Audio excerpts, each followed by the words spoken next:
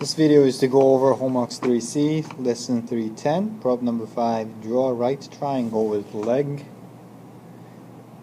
5 centimeter, not 5, it's not 10, it's 5. 5 centimeter and 12 centimeter.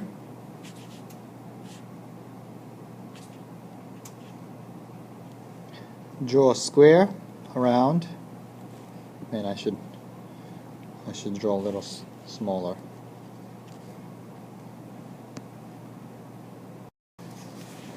This video is to go over Homework 3C, Lesson 3.10. Problem number 5. Draw a right triangle with a leg 5 centimeter and 12 centimeter. Draw a square with one side that is the hypotenuse of this triangle.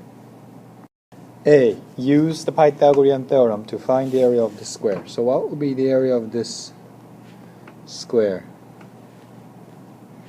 Okay, in order to find that, again, Pythagorean theorem says if you draw a square here and a square for the other leg, if you add this square, the area of this square and the area of this square, that will be the same as this square. So that's what the Pythagorean theorem says, so you can use that idea.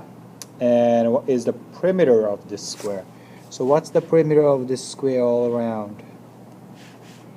Okay, and problem number 6 says the diagram shows squares on the side of a right triangle. If it gives the area of 2 of the squares, find the area of the third square. So what would be the third area of this square? So again, Pythagorean theorem says area of this small square and the medium square, if you add these two together, then that should be 100 square feet. And also B says find the length of the 3 sides of the triangle. So what would be the length of each side? The side of the length should be, the side of the length times itself will give you 100 square feet. So the hypotenuse of the length of hypotenuse should be some number. If you multiply that number by itself, you get 100. And use that same logic and use Pythagorean use same logic to get each length of each leg. Problem number 6. Construct a right triangle with 7 centimeter hypotenuse, leg of 8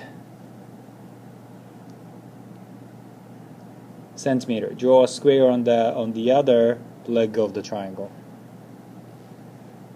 What is the area of this square? So again, you can use the same diagram.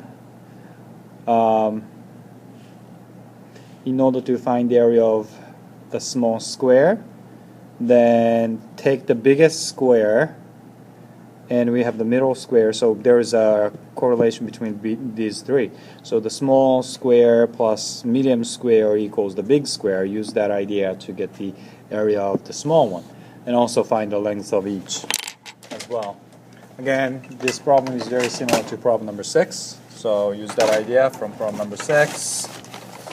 And problem number 8, you are standing at one corner of rectangle parking lot. The lot measures 100 feet by 300 feet.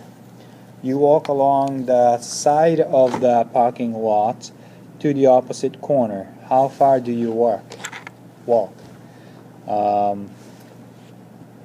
This is a very easy problem. So you have the parking lot. One side is 100 feet, the other is 300, and the figure is the rectangle. If you walk from here to here, what would be the length? This is very easy. You walk diagonally across the parking lot back to your standing point. So you walk from here to here, and then you go back diagonally like this. How far do you walk? So use Pythagorean theorem to find the diagonal, the length of diagonal. How much shorter or longer is this path? So if you start from here and going around there, instead of going around again, if you just go across diagonally, that should be shorter. Some intuition says, kind of common sense says. But how much shorter would that be? Part C, there might be cars in the parking lot. This could block you from walking directly on diagonal.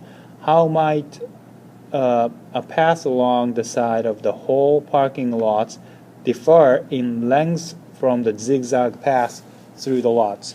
So instead of you going diagonally, there might be a car. So if you go like this, would that be shorter than going this way? Or definitely it's longer than going this way, but you know, how much would that be shorter or not? Would that even differ from what we have? That's problem number 8. Number 9. You have seen square ABCD before. Yes. Which is this. Suppose AE is let's take something like this. Oh no, it's this way. Sorry. So we have A, B, C, D. We have E, F, G, H. And we know AE is 3 centimeter and EB will be 1 centimeter. So it's 4 by 4 square. Find each of the following. So if AE is 3 and EB is 1, and like that all around, what would be the length EF? And what would be the perimeter of ABCD? Oh, I actually said that at the beginning. What would be the area of ABCD? That's problem number 9. Problem number 10.